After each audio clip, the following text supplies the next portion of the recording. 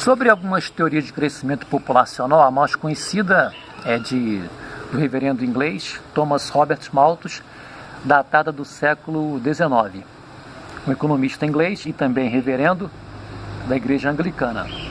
Ele dizia que, do jeito que estava a situação, o crescimento populacional ia duplicar em 25 anos, crescer em progressão geométrica.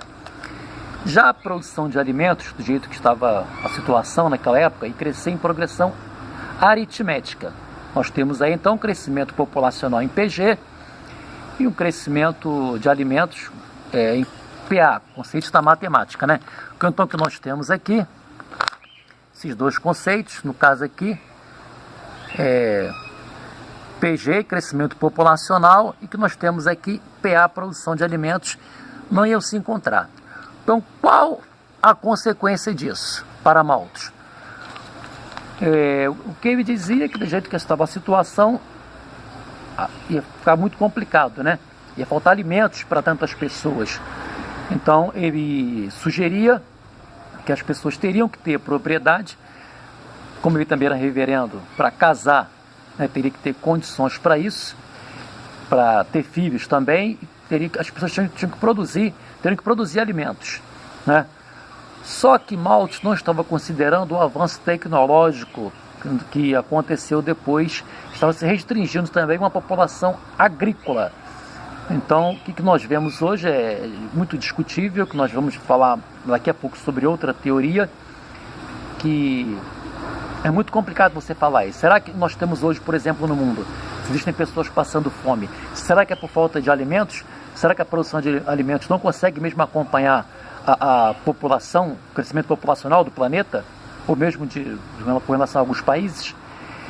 E então houve a Segunda Guerra Mundial, que acabou em 1945, e houve a Conferência de São Francisco, que tinha como objetivo evitar um possível conflito como aconteceu aqui, né?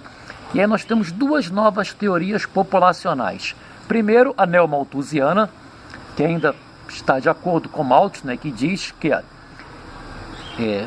principalmente teóricos de países desenvolvidos, se referindo a países subdesenvolvidos, diziam que do jeito que estava crescendo a população nesses países, com investimentos em educação e saúde, por exemplo, né, serviços essenciais, faltaria dinheiro mais à frente para investir em setores, atividades econômicas, como infraestrutura, indústria, agricultura, pecuária, etc.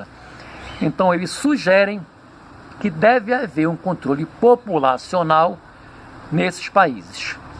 Já outra corrente que vai de encontro a esta é a teoria reformista, que diz que nos países desenvolvidos, os teóricos são a boa parte nos países subdesenvolvidos, a maioria desses, e alguns ainda em países desenvolvidos.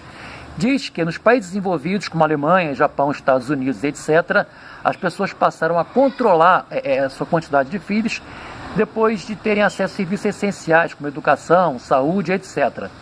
Então, para esses reformistas, o que deve haver de início é investimento nos serviços, melhorar a quantidade, a qualidade de educação e saúde, para assim, então, as pessoas poderem definir, decidir quantos filhos são. Então, para esses teóricos, nos países desenvolvidos, a natalidade diminuiu depois que essas pessoas passaram a ter acesso àqueles serviços de educação e saúde. Então, é isso.